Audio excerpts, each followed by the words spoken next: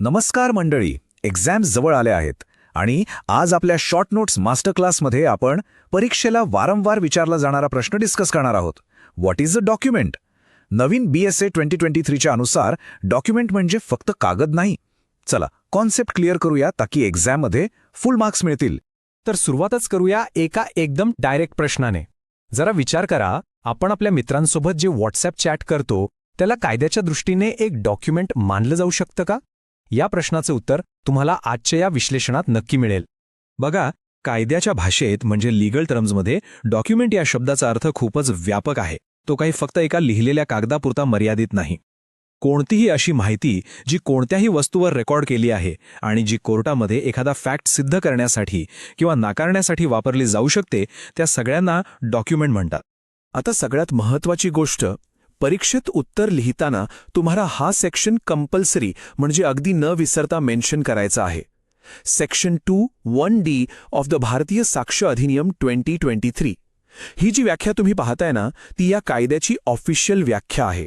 यात काय म्हटलंय तर कोणत्याही पदार्थावर अक्षरं, आकडे किंवा चिन्हांच्या सहाय्याने व्यक्त केलेली कोणतीही गोष्ट जी रेकॉर्डिंगच्या उद्देशाने वापरण्याचा हेतू आहे तिला डॉक्युमेंट म्हणतात. आणि यात इलेक्ट्रॉनिक आणि डिजिटल रेकॉर्डचाही समावेश आहे. हे खूप महत्त्वाचं आहे. ही मोठी व्याख्या लक्षात ठेवायला थोडी अवघड वाटतेय का? काही काळजी करू नका.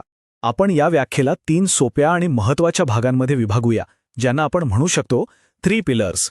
हे 3 मुद्दे लक्षात ठेवले की पूर्ण व्याख्या सहज आठवेल. चला तर मग हे 3 पिलर्स समजून घेऊया. पहिला आहे सबस्टन्स म्हणजेच वस्तू. माहिती कोणत्याही वस्तूवर असू शकते. फक्त कागद नाही तर लाकूड, दगड, मेटल प्लेट किंवा अगदी डिजिटल सर्व्हरवर सुद्धा असू शकते. दुसरा पिलर आहे मीन्स म्हणजे साधन. ही माहिती अक्षरं, आकडे किंवा चिन्ह वापरून रेकॉर्ड केलेली असावी. आणि तिसरा सर्वात महत्त्वाचा पिलर आहे पर्पज म्हणजेच उद्देश. ती माहिती रेकॉर्ड करण्यामागचा उद्देश कोर्टात पुरावा म्हणून वापरणे हा असला पाहिजे. आणि हा आहे BSc 2023 मधला सर्वात मोठा आणि महत्त्वाचा बदल. या नवीन कायद्यानं अगदी स्पष्ट केलंय की इलेक्ट्रॉनिक अँड डिजिटल रेकॉर्ड्स सुद्धा डॉक्युमेंटच्या व्याख्येत येतात. याचा सरळ अर्थ काय होतो तर तुमचे ईमेल्स, मेसेजेस, सर्व्हर लॉग्स हे सगळं आता डॉक्युमेंटरी एव्हिडन्स आहे. आता आपण डॉक्युमेंट्सच्या प्रकारांबद्दल बोलूया. BSA कायद्यानुसार डॉक्युमेंट्स मुख्यत्वे 2 भागांमध्ये विभागले गेले आहेत, पब्लिक आणि प्रायव्हेट. तर फरक काय आहे यात? पब्लिक डॉक्युमेंट्स जे सेक्शन 74(1) मध्ये येतात ते सरकारी किंवा सार्वभौम प्राधिकरणाचे रेकॉर्ड्स असतात. उदाहरणार्थ कोर्टाचे निर्णय, FIRची कॉपी किंवा आपला 712 उतारा. या उलट प्रायव्हेट डॉक्युमेंट्स जे सेक्शन 74(2) मध्ये येतात म्हणजे बाकीचे सर्व डॉक्युमेंट्स, जसे की तुमचा एखादा वैयक्तिक करार, पत्र किंवा भाडे करार. मित्रांनो, एक एक्झाम टिप देतो.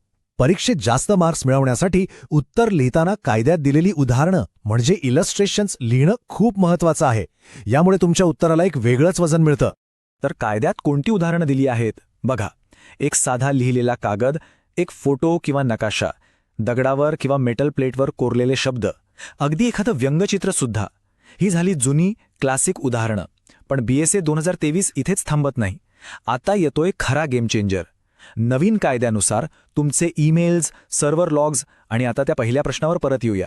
हो, तुमच्या स्मार्टफोनवरचे मेसेजेस म्हणजेच तुमचं व्हॉट्सॲप चॅटसुद्धा कायद्याच्या नजरेत एक पक्कं डॉक्युमेंट आहे. चला, आता या सगळ्या माहितीला एकत्र करून तुमच्या परीक्षेसाठी एक परफेक्ट उत्तर कसं तयार करायचं ते पाहूया. तुमच्या उत्तराच्या शेवटी कन्क्लुजनमध्ये हे वाक्य नक्की लिहा की BSA अंतर्गत डॉक्युमेंटची व्याख्या खूप वाईड म्हणजे विस्तृत, इन्क्लुसिव्ह म्हणजे सर्वसमावेशक आणि मॉडर्न म्हणजे आधुनिक आहे. या नवीन व्याख्येमुळे आता आधुनिक टेक्नॉलॉजीला म्हणजेच डिजिटल रेकॉर्ड्सला पारंपरिक कागदपत्रांइतकंच कायदेशीर वजन प्राप्त झालं आहे. एक्झाममध्ये हे एक्झॅक्ट पॉइंट्स लिहा आणि तुम्हाला टॉप मार्क्स मिळतील. या टॉपिकचे पूर्ण नोट्स आपल्या टेलिग्राम चॅनलवर अपलोड केले आहेत. लिंक डिस्क्रिप्शनमध्ये आहे, नक्की चेकआउट करा. जर हा कन्सेप्च्युअल ब्रेकडाऊन तुम्हाला आवडला असेल तर व्हिडिओला लाईक करा, लॉ माइंडेड DNMला सबस्क्राईब करा आणि कमेंट्समध्ये सांगा पुढचा शॉर्ट नोट कोणत्या टॉपिकवर हवा आहे. Keep learning, stay legal. जय हिंद, जय महाराष्ट्र.